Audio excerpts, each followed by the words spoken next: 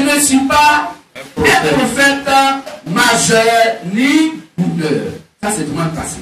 Aujourd'hui, le thème, c'est quoi? Prophète majeur, prophète mineur. Quelle est la différence? Ce message a été donné le mardi 25 février 2014.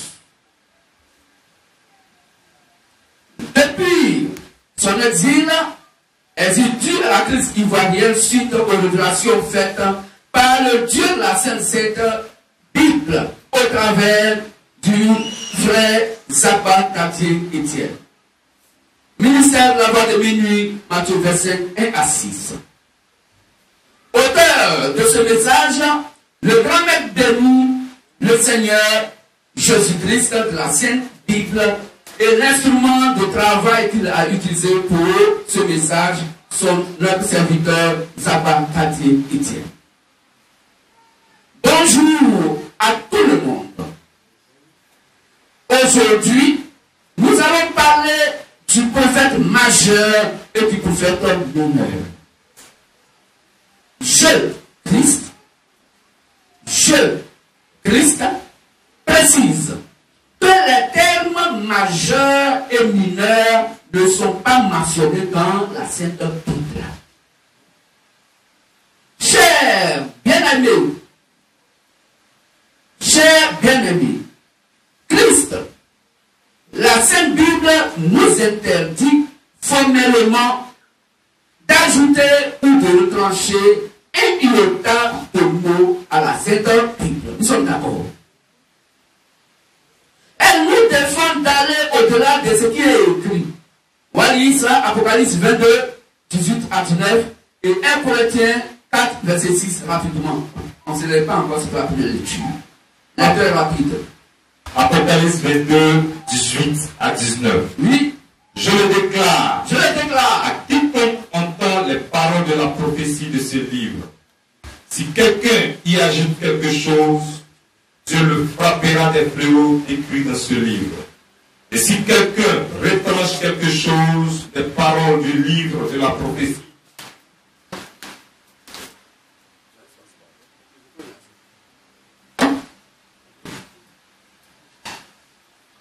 Apocalypse 22, le verset 18 à 19. Ok.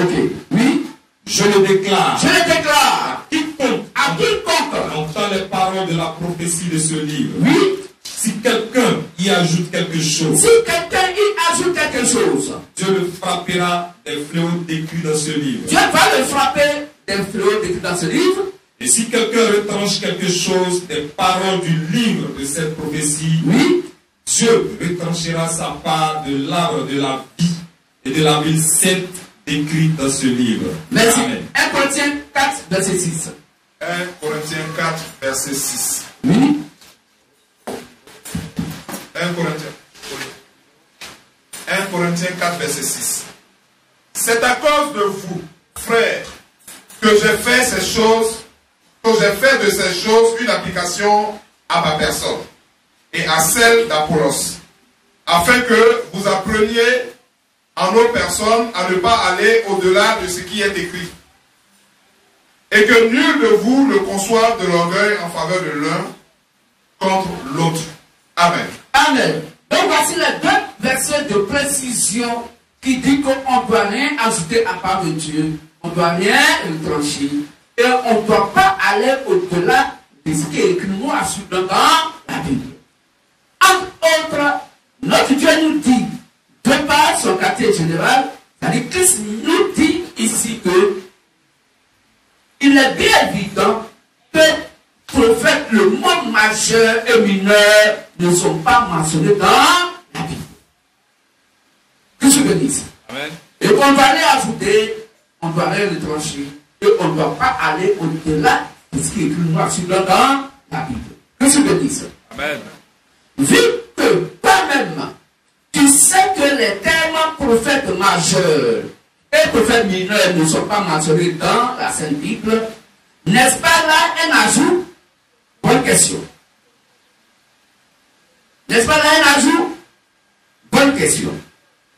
Chers fils et chères filles, je, Christ, vous ai déjà enseigné que les thèmes et les termes se trouvant dans les autres versions de la Bible, à part la version J.N. Darby, qui a maintenu la forme traditionnelle, ne sont pas considérés comme ajout à la Sainte Bible. Du moment où ces thèmes tiennent compte de la réalité publique, ou sont un résumé d'une vérité, d'une réalité publique. Exemple. Un homme qui meurt après un repas, ce repas est appelé ce dernier repas, n'est-ce pas? Un homme qui meurt après un repas, on dit quoi? Il a mangé quoi? Son dernier repas. Son dernier repas, ou bien? C'est un jour, dernier repas, c'est un jour. C'est qu'on sait que la vérité, que la réalité, qu'on a constaté que les gens ont vu manger ce dernier repas. C'est un exemple pour mieux comprendre. Voici ce qui est écrit. Par exemple, qu'on pourrait considérer dans la Bible. Il dit par exemple, si quelqu'un dit que cette personne-là, donc, a pris, il a mangé son dernier repas, est-ce que le dernier repas, par rapport à, il a mangé un repas et puis il est mort, est-ce que c'est différent? C'est la même chose. Est-ce qu'on comprend? Donc, le dernier repas n'est pas un ajout par rapport à quelqu'un qui a mangé son dernier repas. Vous vous souvenez de ça? Amen. Donc, un homme qui meurt après un repas, ce repas est appelé son dernier repas. La Sainte Bible parle d'ajout lorsque le thème ou le terme utilisé n'a rien à voir avec aucune réalité et vérité publique. Exemple. Mère de Dieu. Il y a des gens dans ce monde qui prient, hein, quand ils peuvent dire Vierge Marie, Mère de Dieu, priez pour nous, pauvres pécheurs. Vous voyez? Mère de Dieu. Donc, voici un exemple. Exemple, Mère de Dieu. Comment Dieu qui est éternel peut-il avoir une mère? Ça c'est faux. Donc, Mère de Dieu, en prenant quelqu'un, une femme comme Mère de Dieu, ça c'est un ajout. Parce que la Bible n'a pas dit ça. Ça ne tient pas compte de la réalité publique. Est-ce qu'on comprend mieux? Parce que Dieu ne peut pas avoir une mère. Il est éternel. Vous vous souvenez de ça? Amen. Comment Dieu qui est éternel peut-il avoir une mère? Bon, si Dieu est donc a une mère, et que ce même Dieu, c'est lui qui a créé la mer, comment se fait-il qu'une mère qui a été créée peut être plus âgée que son créateur? Voilà comment c'est pas une réalité biblique. Est-ce que vous avez bien compris? Donc si quelqu'un dit Mère de Dieu, il ment. Parce que Dieu est le créateur de la mer. Et la nature nous fait quasiment comprendre que un fils ne peut pas naître avant sa maman. Elle va l'enfanter encore comment? Est-ce qu'on comprend mieux? On peut dire avec les gens à comprendre. Okay. Donc, un fils peut-il être plus âgé que sa mère? Avons-nous bien compris, mes fils et mes filles? C'est notre Dieu qui parle. Oui. Alors, nous venons au message du prophète majeur et prophète mineur. Prophète majeur et prophète mineur. D'abord, qu'est-ce qu'un prophète? Et là, écoutez attentivement. Qu'est-ce qu'un prophète? Pour en savoir, cherchons à savoir ce que veut dire le verbe prophétiser. Puisque le prophète, il fait quoi? Il prophétise. Donc si on ne sait pas prophétiser selon Dieu. On ne saura pas ce que c'est qu'un prophète. Pour en savoir, cherchons à savoir ce que veut dire le verbe prophétiser. Car prophète vient du verbe prophétiser. Prophétiser veut dire, en premier point, annoncer ce qui va se passer dans le futur. Prophétiser veut dire annoncer ce qui va se passer dans le futur.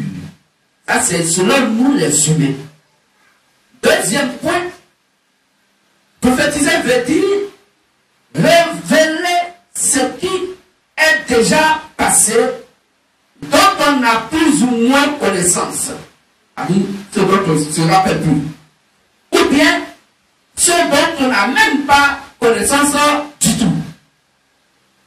Selon notre Dieu, c'est annoncer ce qui va se passer dans le futur et révéler ce qui est caché dans nos cœurs, selon Ésaïe 46, 10 pour Wali et 1 Corinthiens 14, 24, verset rapidement.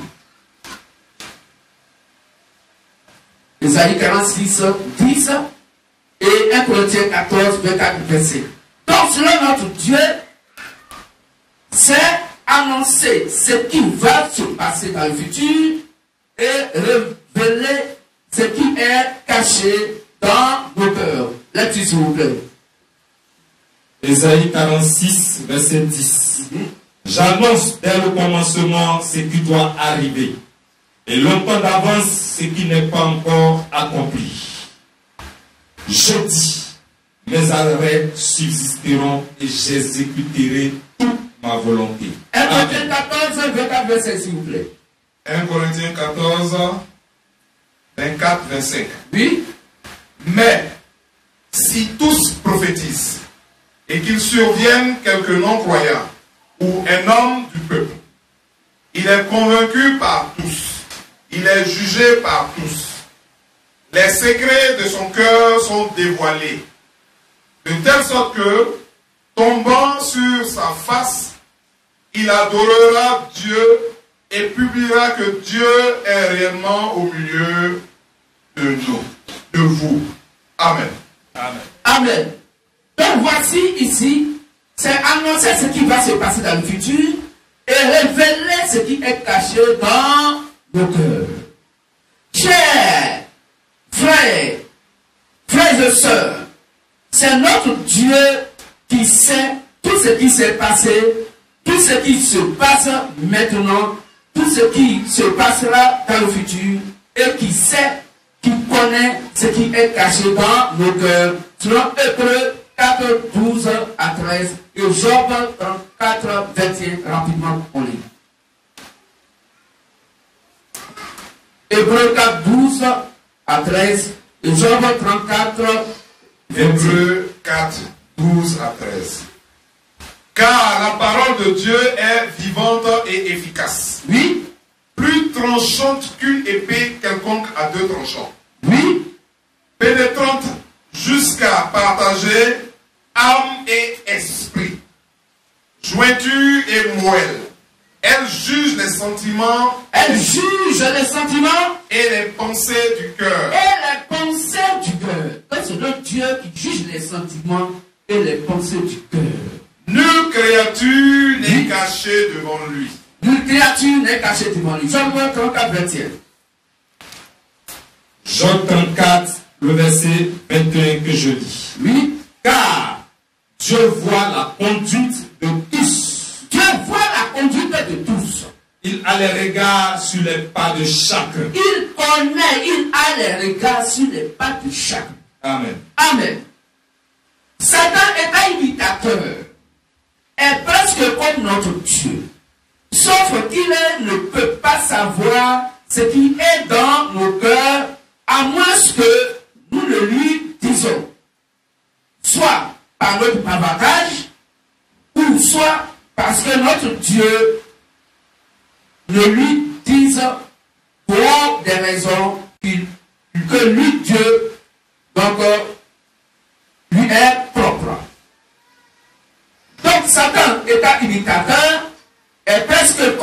Dieu.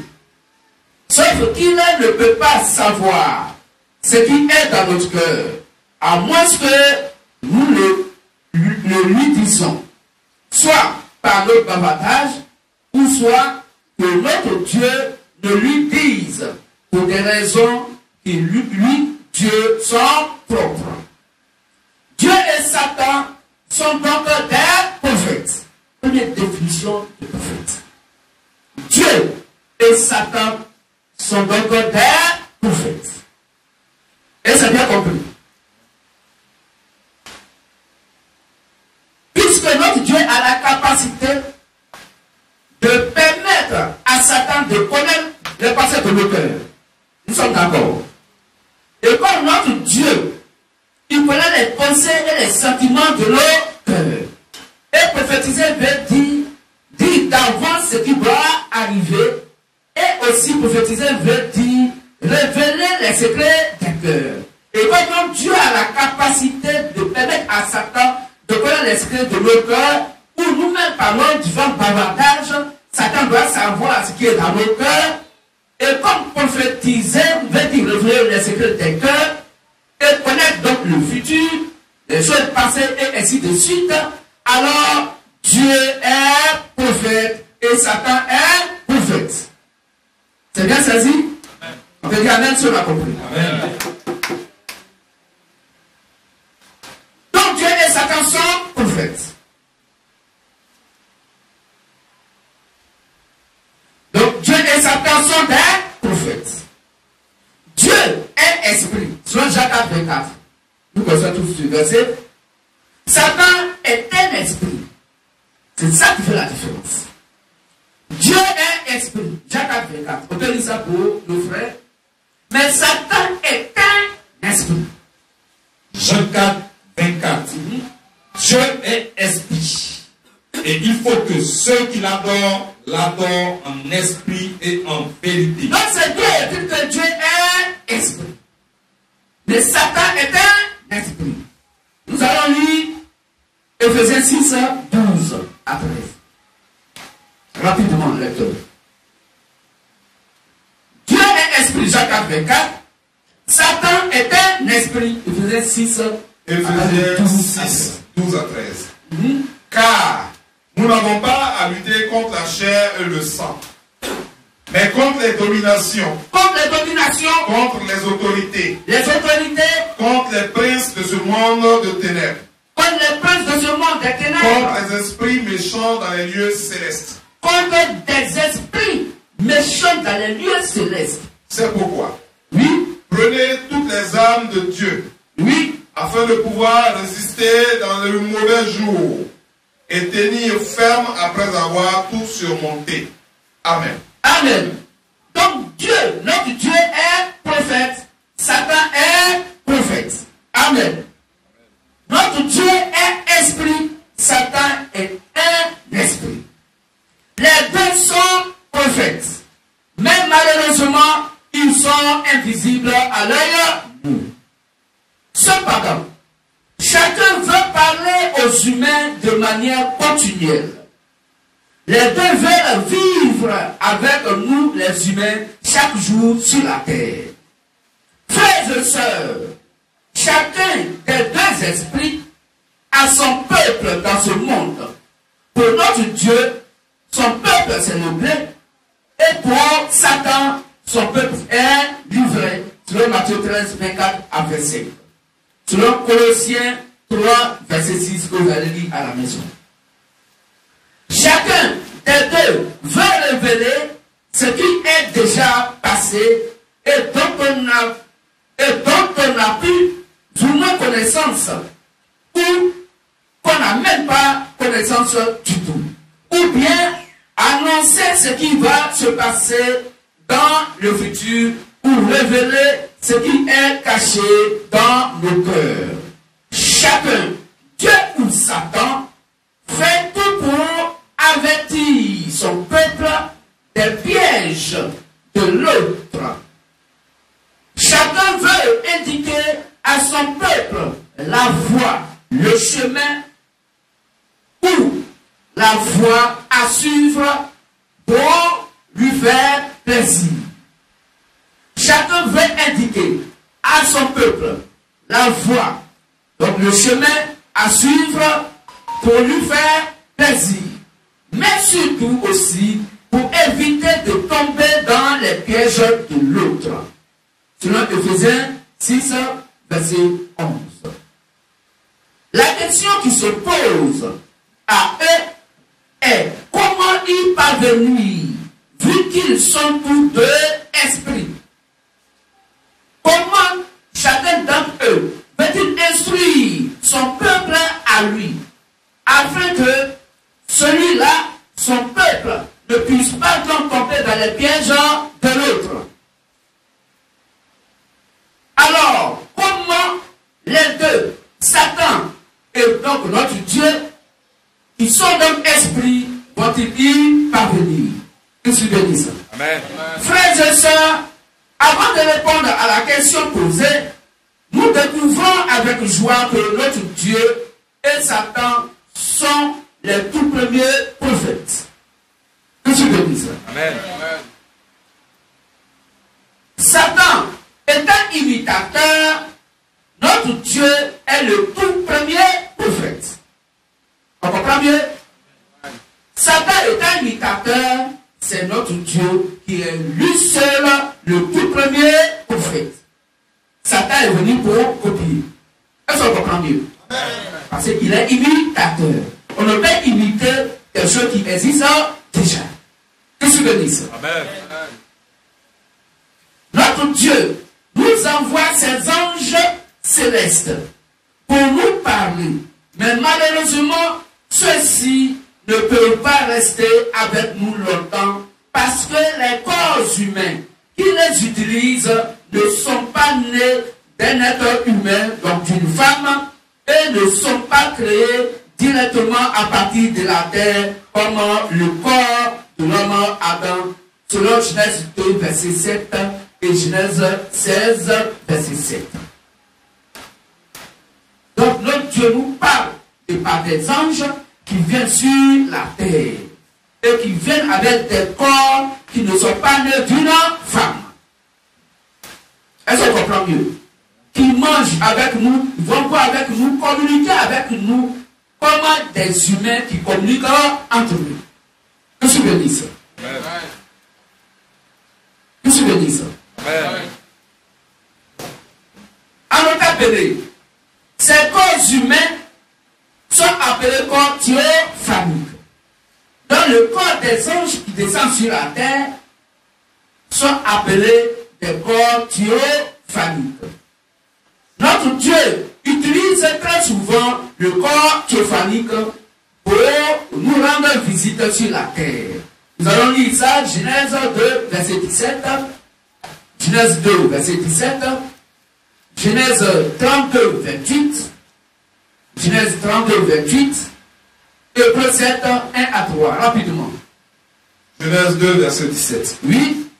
Mais tu ne mangeras pas de l'arbre de la connaissance du bien et du mal. Donc Dieu qui est esprit, pour parler à Adam qui est un être humain, il faut que Dieu soit dans un corps appelé un corps humain, mais qui est un corps théophanique, qui n'est pas né d'une femme. Est-ce qu'on comprend mieux? C'est pourquoi c'est dans ce corps théophanique que Dieu se trouvait quand il parlait avec Adam en lui disant: tu ne mangeras pas du fruit de l'arbre de la connaissance du bien et du mal, car le jour où tu en mangeras, tu mourras. Vous vous souvenez ça? Oui, frère. Genèse 2, verset 28. Genèse 32, 28. Genèse 32, verset 28. Oui, et je vais préparer le précepte 1 à 3. Il dit encore: Il dit encore: ton nom ne sera plus Jacob. donc voici l'Éternel lui-même dans un corps théophanique qui va donc combattre, qui va faire donc un combat avec notre frère Jacob. Comme deux humains qui sont en train de se battre. Mais tu seras appelé Israël. donc il lui dit: tu seras plus appelé Jacob, mais tu seras appelé Israël. Car Car tu as lutté avec Dieu tu as lutté avec Dieu et avec les hommes. Et avec les hommes. Et tu as été vainqueur. Et toi, Jacob, tu as été vainqueur. Amen. À cause de cela, on t'appellera plus Jacob, mais on t'appellera Israël. C'est dans un corps théophanique que Dieu se trouvait et il a combattu avec Jacob. Dieu n'était pas là avec un esprit pour combattre avec Jacob. Ils se sont donné des coups de poing, homme à homme. Mais Dieu était dans un corps théophanique qui était un corps humain semblable au corps humain qui n'est pas né d'une femme. Donc Dieu vient en visite souvent aux humains dans un corps théophanique. Quand il envoie des anges qui viennent sur cette terre dans un corps théophanique. C'est bien saisi. Que tu bénisses. Hébreux 7, 1 à 3. Oui. En effet, Ce Melchisedec, roi de Salem, sacrificateur du Très-Haut, qui alla au-devant d'Abraham. Il alla au-devant d'Abraham. Lorsqu'il revenait de la défaite des rois, qui le bénit. Il le bénit. Et à qui À qui? Abraham donna la dîme de tout. Bon, de vous en voir. Comment Abraham peut donner la dîme à un esprit? L'esprit va pas penser à vous. Parce que la dîme, elle est physique. Hein? Oui. Dieu était dans un corps théophanique quand il parlait avec Abraham. Continue, frère. Qui est d'abord roi de justice. Roi de justice. D'après la signification de son nom. Oui. Ensuite, roi de Salem. Roi de Salem. C'est-à-dire roi de paix. Roi de paix. Qui est sans père. Il est sans père. Sans mère. Il est sans mère. Sans généalogie. Donc, quel le corps qui allait donc le faire naître? Qui n'a ni commencement de jour. Ni commencement de jour. Ni fin de vie. Ni fin de vie. Mais qui est rendu semblable au Fils de Dieu. Mais il est rendu semblable au Fils de Dieu. Ce Melchisedec demeure sacrificateur à perpétuité. Donc c'est dans un corps théophanique que Dieu venait en visite à cette personne. Que tu bénisses. Exemple. L'ange de l'Éternel, Melchisedec, l'ange qui s'est battu avec Jacob, l'homme qui a révélé à Abraham ce qu'il voulait faire de Sodome et Gomorrhe, selon Genèse 16, verset 7, Genèse 16, verset 7, Hébreux 7, 1 à 3, qu'on vient de lire, Genèse 18, 1 à 2, Genèse 18, 1 à 2, Genèse 32, 24 à 27. Vous allez voir que Dieu est venu rendre visite aux humains dans un corps théophanique. Que tu le dises.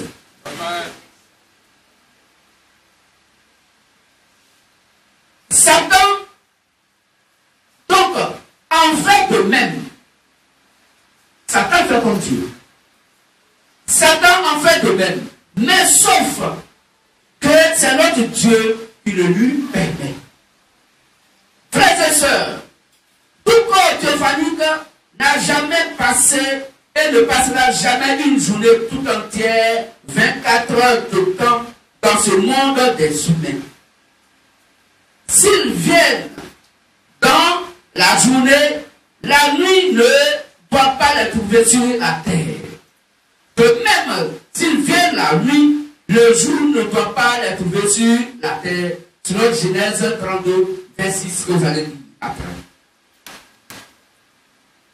Frères et sœurs, comme nous venons de le constater, notre Dieu est son adversaire et son ennemi Satan, pour demeurer pendant longtemps dans ce monde des humains, les deux se déversent sous forme de paroles et d'esprit dans le corps vivant de l'un de leurs fils ou de leur fille.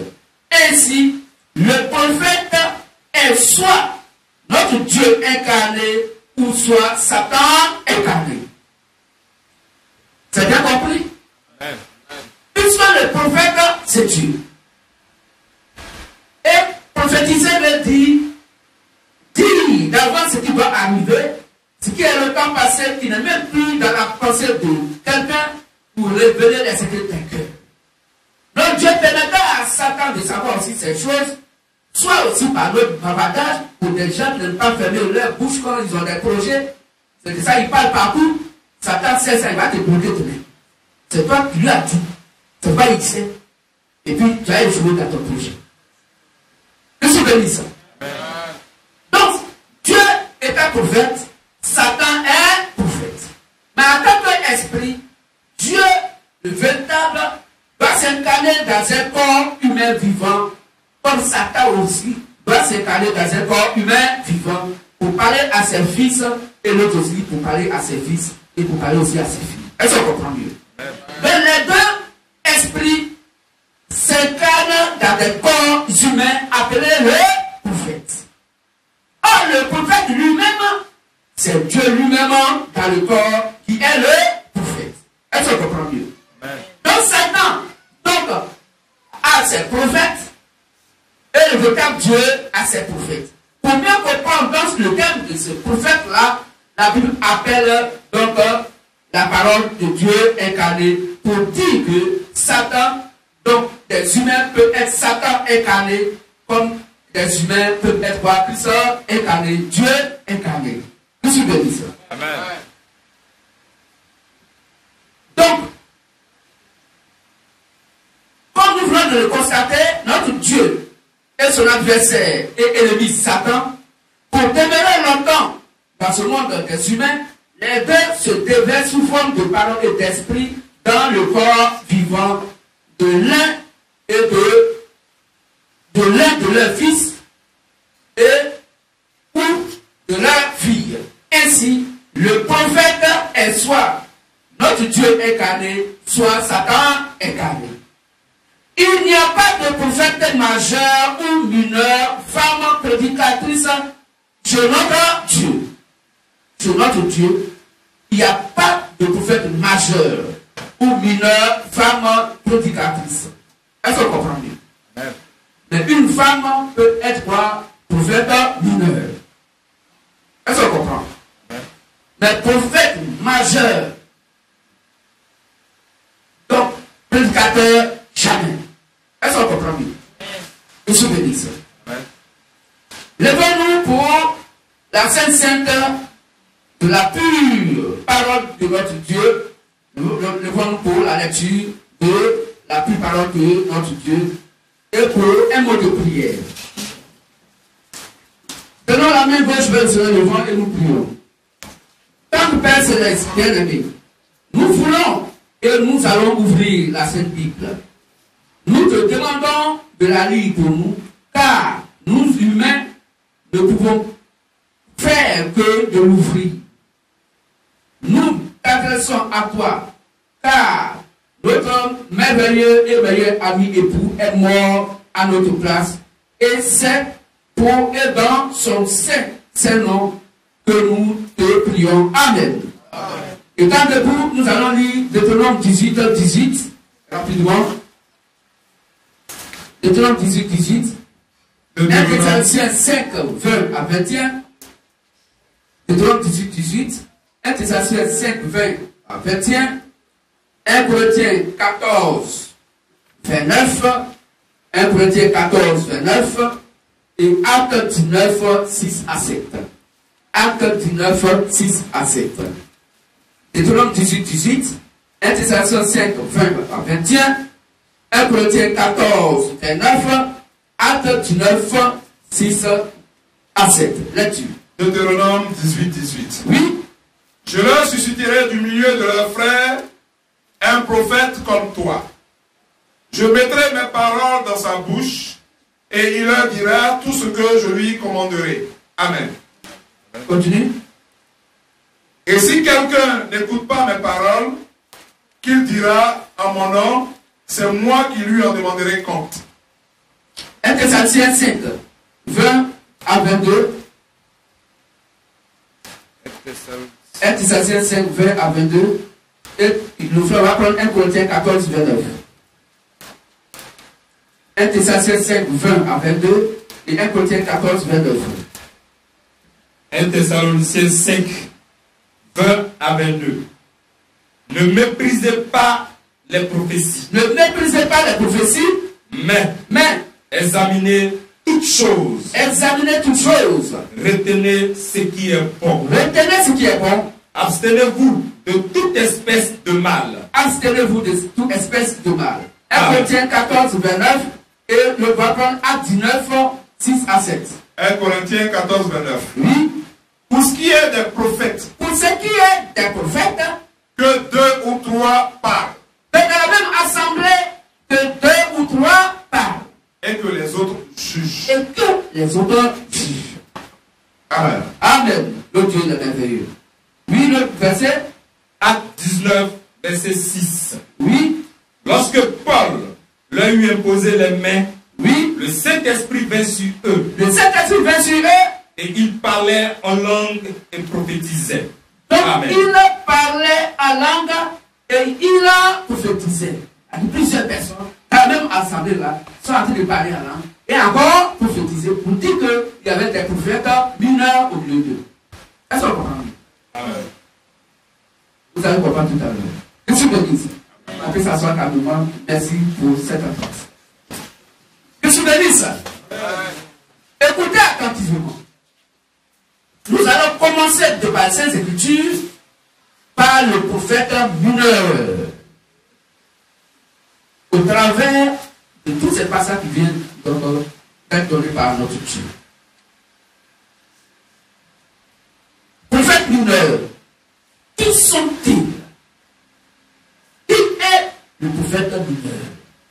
Qu'est-ce que le prophète mineur? Ce sont des frères et des sœurs sur lesquels le Saint-Esprit tombe.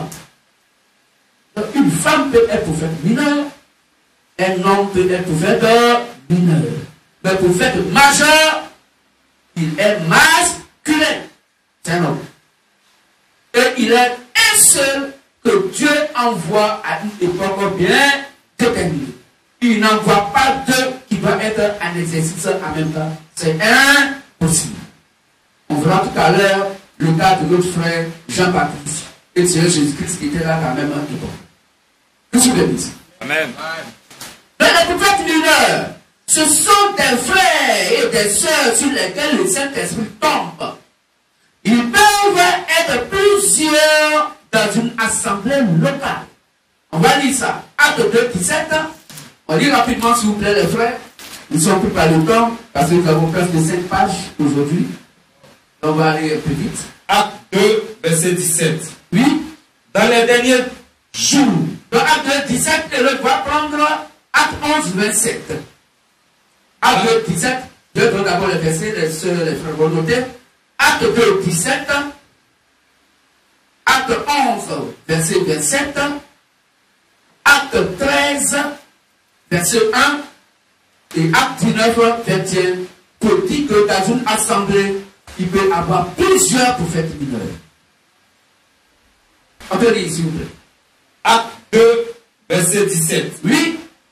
Dans les derniers jours, Dans les derniers jours, dit Dieu, je répandrai de mon esprit sur toute chair. Je répandrai de mon esprit sur toute chair. Vos fils Vos fils et vos filles et vos filles vont faire quoi? prophétiseront. Prophétiseront. En prophétiser veut dire d'avance ou rappeler ce qui est longtemps passé, que les êtres humains n'ont plus dans la tête, et révéler aussi les secrets des cœurs. C'est ce que la Bible appelle prophète mineur. C'est ce que la Bible appelle prophétiser, s'il vous plaît. Donc prophétiser veut dire révéler les secrets des cœurs et annoncer d'avance ce qui n'est pas encore arrivé. Est-ce qu'on comprend mieux? Ici, dans Acte 17, la Bible nous dit: je répandrai de mon esprit sur toute chair. Vos fils et vos filles feront quoi? Prophétiseront. Continue, frère. Vos jeunes gens auront des visions. Les jeunes gens auront des visions Et vos vieillards auront des songes. et vos vieillards des songes. Amen. Amen. Prenons Acte 11, 27. Elle va prendre Acte 13, 1. Acte 11, 27. Oui. En ce temps-là, En ce temps-là, des prophètes descendirent de Jérusalem. Des prophètes, pas un prophète, mais des prophètes descendirent de Jérusalem À Antioche. à Antioche. Amen. Amen. Ici, le Dieu nous parle des prophètes mineurs. Acte 13, le verset 1. À 13, 1, et le frère va prendre à 19, 21. Il y avait dans l'église d'Antioche Il y avait dans la même église d'Antioche, des prophètes il y avait des prophètes et des docteurs. et des docteurs, Barnabas, Barnabas, Siméon, Siméon, appelé Niger, oui, Lucius de Cyrène, oui, Manan, qui avait été élevé avec Hérode le tétrarque, ok. et Saul. Amen. Amen. Acte 19, 21. Acte 19 au verset 21. Oui, Après que ces choses se furent passées, Paul forma le projet d'aller à Jérusalem en traversant la Macédoine et la Chaïe. Quand j'aurai été là, se disait-il, il faut aussi que je voie Rome. Amen. amen. Amen. Merci. Donc, ils peuvent tous parler. Pour dire prophétiser. Ils peuvent donc tous prophétiser. Ils peuvent tous parler lors des réunions de prière. Mais chacun à son tour. Selon 1 Corinthiens 14, 29, que nous allons lire. 1 Corinthiens 14, 29. 1 Corinthiens 14, verset 29. Oui. Pour ce qui est des prophètes, Pour ce qui est des prophètes, et non des prophètes ou du prophète, mais ce qui est des prophètes, les prophètes mineurs, que deux que deux ou trois parlent ou trois parlent. et que les autres jugent. Ah! Donc le prophète mineur, il peut parler, se tromper. Parce que il faut qu'on juge ce qu'il a dit. On va juger sa prophétie. Pour savoir si la prophétie est en accord. Est-ce qu'on comprend bien? Amen.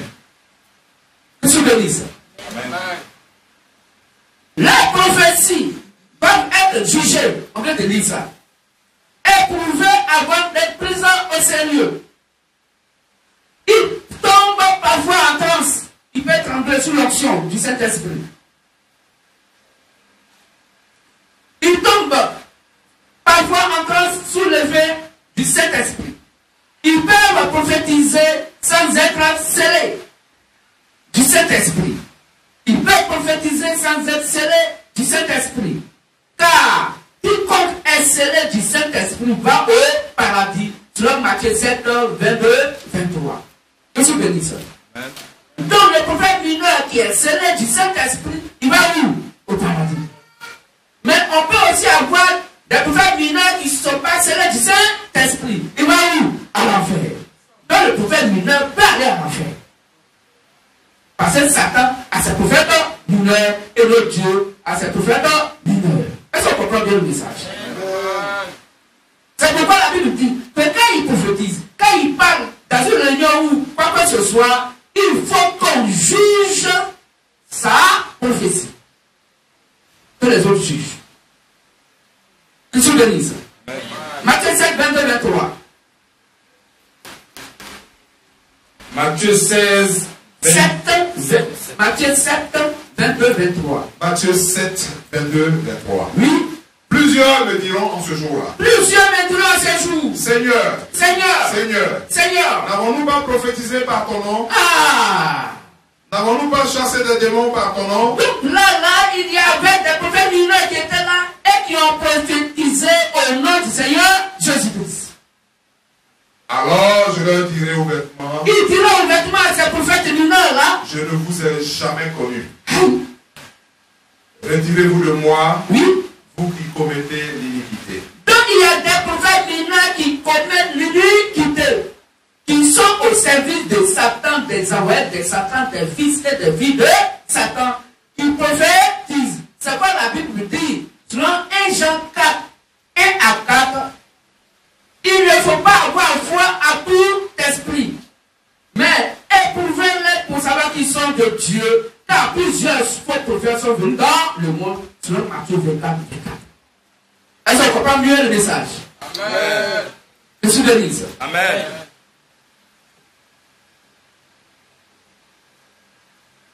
Alors, gens qui peuvent éteindre le Saint-Esprit dans leur vie par leur mauvais comportement. On va lire ça, Éphésiens 4:30 et 1 Timothée 1, verset 6. Lecture rapide. Donc le prophète mineur peut éteindre le Saint-Esprit en lui de par son mauvais comportement. Éphésiens 4, verset 30. Oui. N'attristez pas le Saint-Esprit de Dieu, par lequel vous avez été scellés pour le jour de la rédemption. Amen. Amen. 1 Timothée 1, verset 6. 1 Timothée 1, verset 6. 1 Timothée 1, verset 6. Oui. Quelques-uns, s'étant détournés de ces choses, se sont égarés dans de vains discours. Oui. Amen. Amen. Alors les prophètes mineurs peuvent aller à l'enfer. Ils peuvent être influencés par un faux esprit. Acte 16, 16, Ézéchiel 13, 9. On va lire rapidement.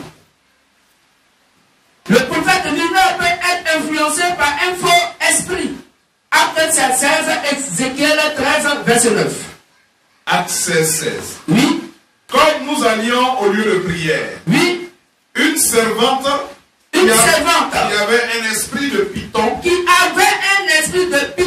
et qui, en devinant, il devinait, donc prophétisait, procurait un grand profit à ses maîtres, oui, vint au devant de nous. il vint devant donc des disciples de notre Dieu.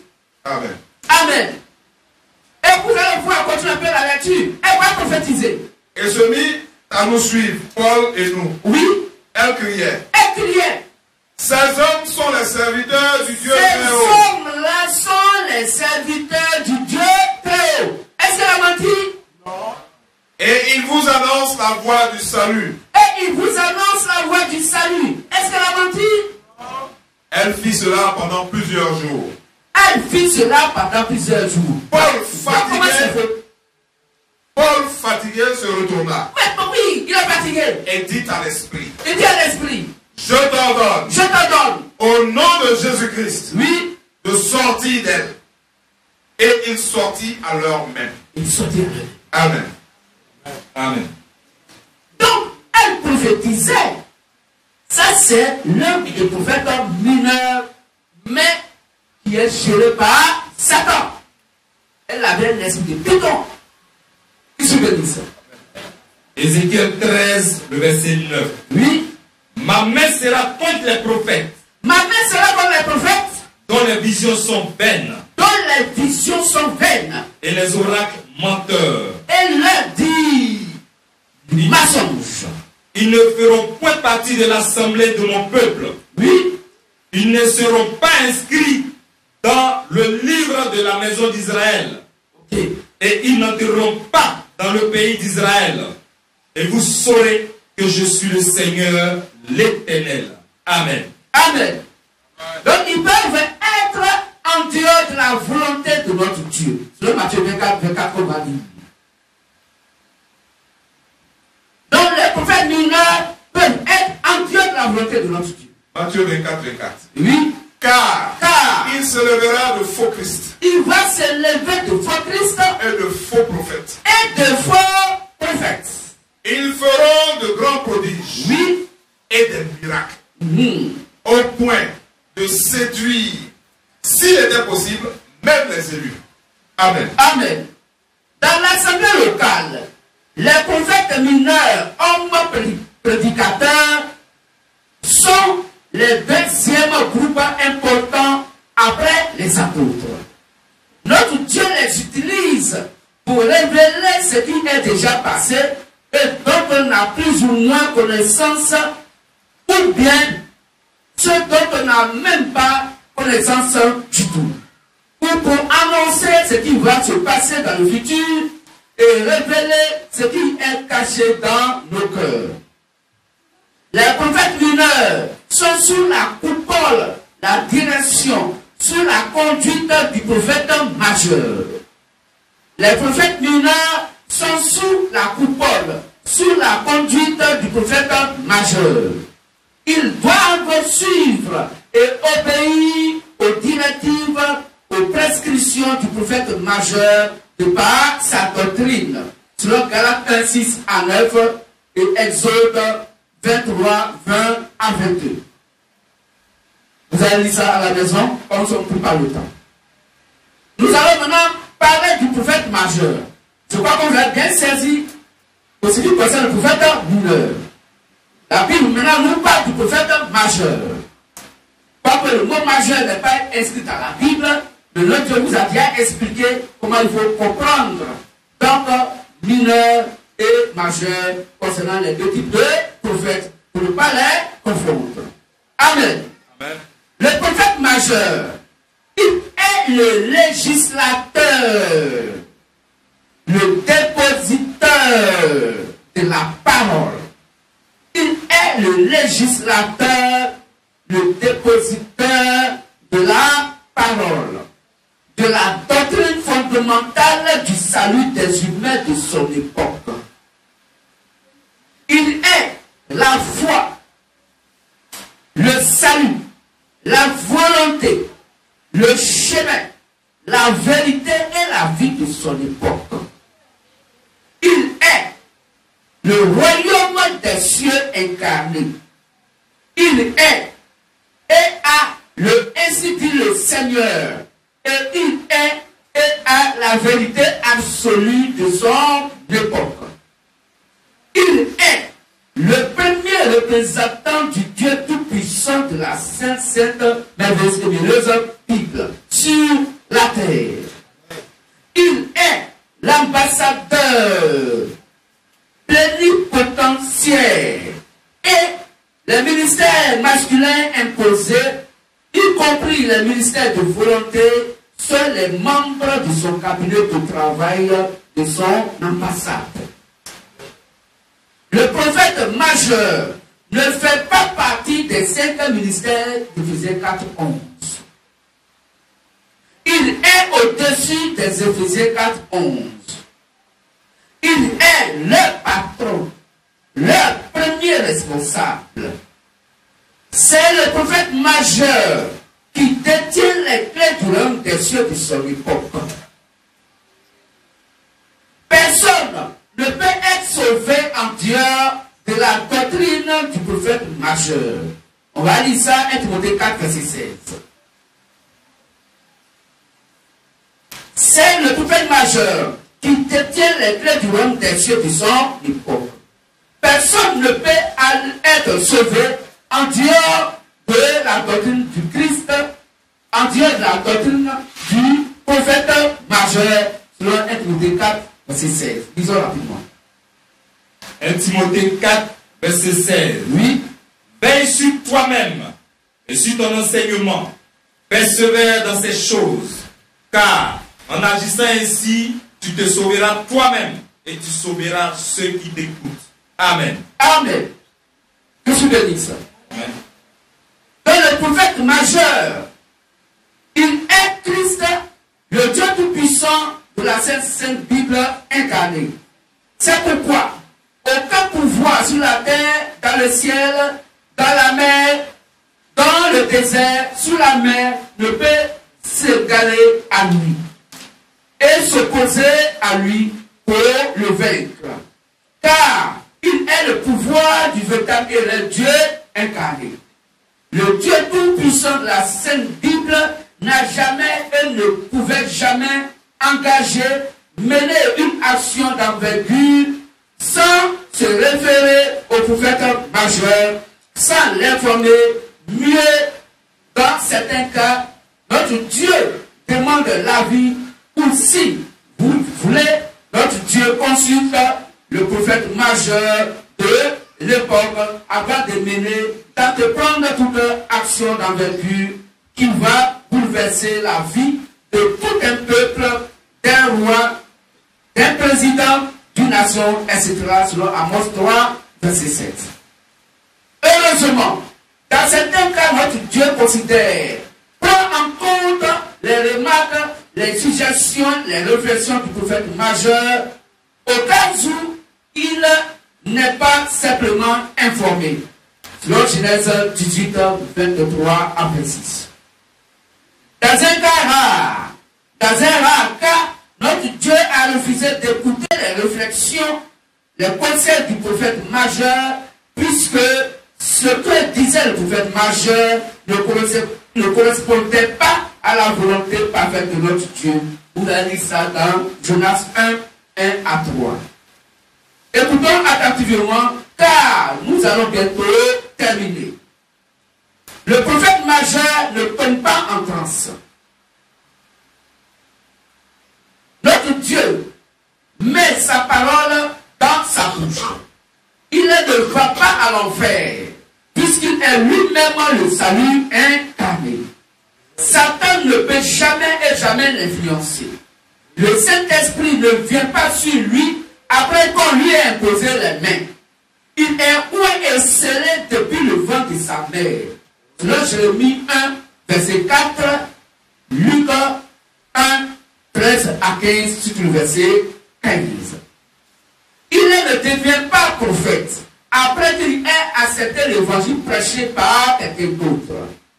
Le don qui est en lui n'est pas réveillé par le ministère de quelqu'un d'autre, selon Galates 1, verset 15 à 16.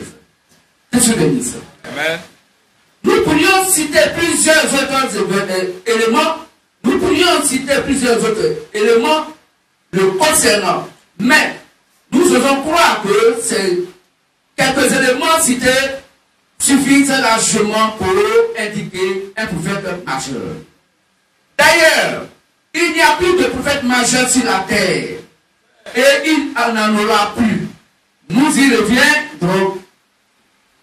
Quand nous allons lire maintenant, lisons 1 Corinthiens 14, 29 à 19, 6 à 7, 18 avant, nous avons déjà lu tous ces différents versets. Que Dieu bénisse. Amen. Alors, le prophète majeur, le prophète mineur, peut être plusieurs dans l'assemblée locale du ministère. Les prophètes mineurs peuvent être plusieurs dans l'assemblée locale du ministère. Mais ce qu'ils disent doit être jugé. Il faut examiner ce qu'ils disent, donc prophétisent, et retenir ce qui est bon, ce qui veut dire qu'ils peuvent prophétiser faux. Quant au prophète majeur, nous devons l'écouter, exécuter tout ce qu'il dit, à savoir la doctrine enseignée. Nous n'avons pas à juger, à examiner ses prophéties, ses visions et surtout sa doctrine pour retenir ce qui est bon. D'ailleurs, quiconque n'écoute pas et ne met pas en pratique les dires du prophète majeur est immédiatement retranché du lieu de notre Dieu. Notre Dieu châtie tous ceux qui croient à la doctrine du prophète majeur et qui commettent des petites fautes. Il, donc Dieu, efface par la mort leur nom en dessous des cieux. Notre Dieu efface du livre de vie le nom de tout humain qui a cru au prophète majeur et qui après se rebelle selon Hébreux 10, verset 6 à 27. En nous appeler, je, Christ, dit bien, livre de vie et non livre de vie de l'agneau. Vous pouvez lire ça dans Apocalypse 13, verset 8. Le prophète majeur est un homme de vision. Il parle avec l'être supérieur et suprême à tout moment. Il quitte son corps selon Ézéchiel 37, verset 1. Qu'est-ce que dit ça? En bref, notre Dieu se fait chair en lui. Il n'y a jamais eu deux prophètes majeurs en fonction sur la terre. Selon Deutéronome 18, 15. Exemple. Lorsque le prophète majeur Moïse était vivant, Josué ne pouvait rien faire. D'ailleurs, Josué suivait et obéissait à Moïse, selon Exode 17, 9 à 10.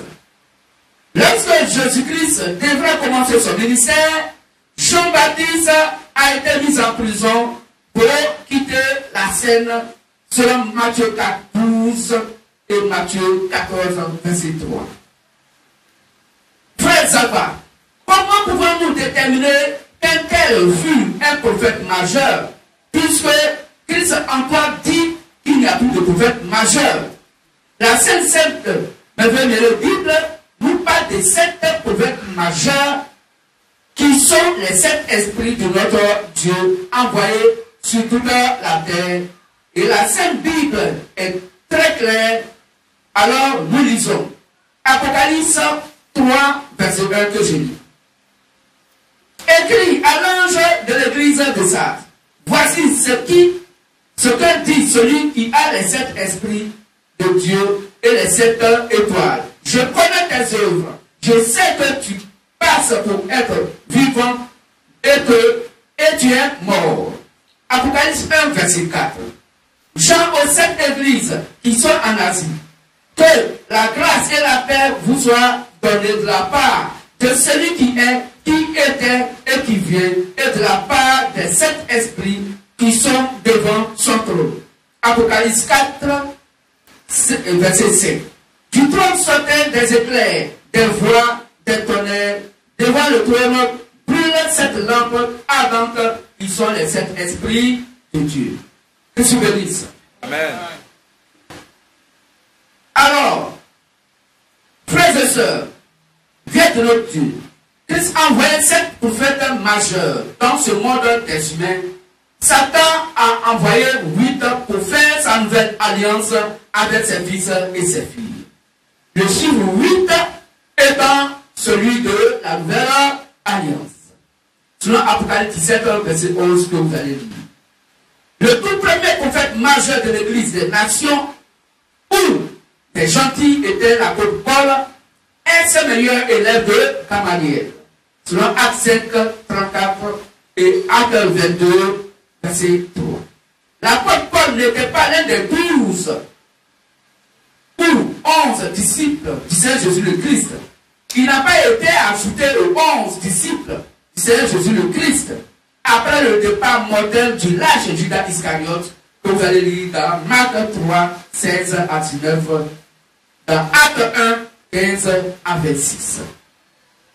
Il est le tout premier prophète majeur de l'église des gentils, car c'est par lui que notre Dieu, donc Christ, a fondé l'église des nations, selon 1 Corinthiens 3, 10 à 11. Car c'est lui que Christ a dit, je m'étonne que vous vous détourniez si promptement de celui qui vous a appelé par la grâce de Christ, pour passer à un autre évangile. Non qu'il y ait un autre évangile, mais il y a des gens qui vous troublent et qui veulent renverser l'évangile de Christ. Mais, quand nous-mêmes, quand un homme du ciel annoncerait un autre évangile, autre que ce que nous avons prêché, qu'il soit anathème. Nous l'avons dit précédemment, et je le répète à cette heure. Si quelqu'un vous annonce un autre évangile que celui que vous avez reçu, qu'il soit anathème, vous lirez ça dans Galates 1, 6 à 9. Selon la grâce qui m'a été donnée, j'ai posé le fondement comme un sage architecte et quelqu'un d'autre bâtit là-dessus. Mais que chacun prenne garde la manière dont il bâtit là-dessus.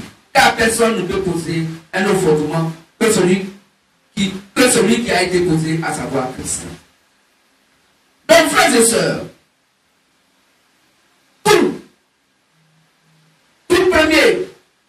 le tout premier messager apôtre des païens par rapport aux autres, qui est le frère Paul et Pierre pour les circoncis, nous comprenons que tout humain se disant prophète majeur, qui ne bâtit pas sur le fondement posé par Christ, au travers de l'apôtre Paul, est un menteur. Nous allons prendre 1 minute, on a déjà fini. Toute doctrine dont le fondement est identique à celui de Christ au travers de l'apôtre Paul, qui est disproportionné dans son développement au fondement, est fausse selon 2 Jean 1, verset 9. Tout prophète majeur apporte ou vient toujours avec un évangile différent de celui des religions se disant chrétiennes du Sonico. Son message doit être donc la continuité de la vérité biblique enseignée par ses prédécesseurs et ne doit être, donc ne pas contredire en aucune manière ce que enseignent donc ses prédécesseurs. Tout soi-disant prophète majeur, il n'y a plus de prophète majeur qui débite en longueur de journée ce que les soi-disant chrétiens enseignent dans leur mode appelé abusivement église n'est qu'un menteur. Le prophète majeur peut être célibataire, mari monogame ou mari polygame selon 1 Corinthiens 7, 1 à 9, Genèse 25, verset 1, verset 6 aussi, Exode 18, verset 5. Christ nous bénisse.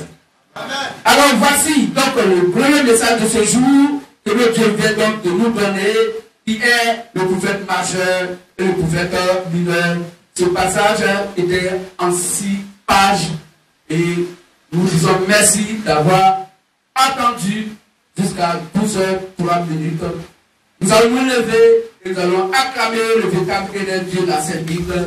Rappelez-nous le slogan, le travail est notre objectivité, la réussite est notre devoir et la vie de la crise est notre domaine. Rappelez-nous encore, nous n'avons aucun exercice mais Christ, nous n'avons aucune loi si ce n'est l'amour, et nous n'avons aucun saint si ce n'est la Sainte Bible, mais la Sainte Bible est revenue et la terre tout entière est notre paroisse. Que le véritable Dieu bénisse chacun et chacune que vous bénisse. Merci, merci encore. Alors, s'il y a des frères et des sœurs qui veulent accepter Christ par l'eau du baptême, vous pouvez venir vers le prédicateur si vous voulez vous baptiser. Nous avons fini, nous allons nous lever.